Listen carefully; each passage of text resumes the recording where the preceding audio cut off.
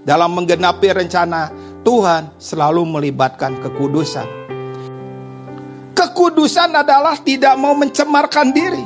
Kekudusan itu bukan bicara boleh nggak boleh depan banyak orang. Kekudusan bukan peraturan pelayanan. Kekudusanlah masalah hati di hadapan Tuhan. Masalah hati ini adalah ketika kita makin mengenal Tuhan, maka tingkat kekudusannya makin tinggi. Buat orang lain boleh, buat kita belum tentu boleh. Buat orang lain seenaknya boleh, kita belum tentu seenaknya boleh. Kenapa? Karena standar kekudusan dalam pengenalan, akibat pengenalan, itu yang membuat kita bertumbuh di hadapan Tuhan. Kekudusannya bertumbuh.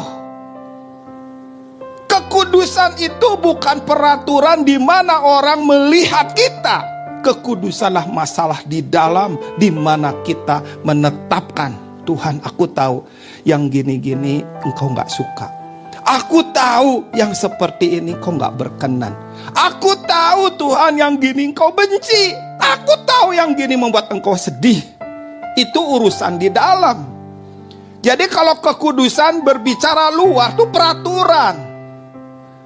Kekudusan bicara yang di dalam.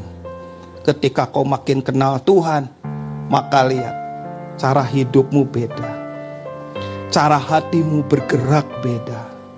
Cara melihat segala sesuatunya beda. Cara memimpin juga beda. Cara menyentuh juga beda. Cara melayanimu juga beda. Karena bukan teori, bukan skill, bukan penampilan, tapi adalah kekudusan yang naik karena akibat pengenalan akan Tuhan. Makin kenal Tuhan, makin gak sembarangan hidup, makin gak sembarangan bicara, makin gak sembarangan melakukan segala sesuatu.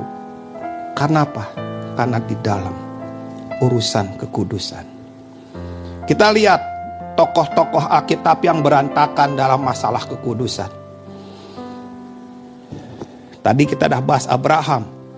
Sekarang kita bahas tentang Daud. Gimana Daud? Pahlawan, raja pahlawan yang sangat luar biasa. Orang ini mengalahkan raksasa, di mana pada saat itu Saul, panglimanya, pasukannya, gak ada yang berani melangkah menghadap Goliat yang teriak-teriak 40 hari. Daud maju dan mengalahkannya. Dan Alkitab mencatat peperangan yang dilewati oleh Daud gak pernah membuat dia kalah. Dia hadapi semuanya. Tapi di saat yang harusnya dia berperang, dia gak ikut berperang. Peristiwa Batseba membuat Daud keringetan. Kejar bukan oleh musuh dari luar, dibunuh, dikejar, diburu oleh anaknya sendiri. Bunuh-bunuhan di dalam. Dimulai dengan anak perempuannya diperkosa oleh anak laki-laki lain ibu. Udah gitu dibunuh yang memperkosanya. Lalu muncul anak yang lain ingin memberontak, dibunuh lagi. Ya seperti yang dikatakan oleh Daud ketika ditegur. Orang itu yang telah mengambil anak domba milik tetangganya yang miskin, orang itu harus mati. Daud berkata seperti itu. Dia harus membayar 4 kali lipat. Waktu itu Nabi yang menegurnya, benar. Orang itu harus mati. Orang itu harus bayar 4 kali lipat.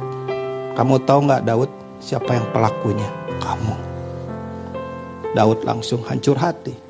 Dia remuk, dia bertobat. Dia menangis di hadapan Tuhan. Tapi efek dosa dari melanggar kekudusan. Jadi kalau kita lihat perjalanannya atau grafiknya Daud mulai dari muda nanjak terus sampai akhirnya titik tertentu ada Batseba, dia turun terus ke bawah. Tuhan mengampuni, Tuhan memberikan kasih karunia, tapi efek daripada dosanya menyerang terus. Kekudusan justru bukan menurut logika. Kekudusan bukan tentang masuk akal. Kekudusan bukan gak ada yang tahu. Kekudusan bukan pandai menyimpan sesuatu di dalam. Kekudusan adalah pengenalan kita kepada Tuhan yang naik, maka standar kekudusan itu akan naik.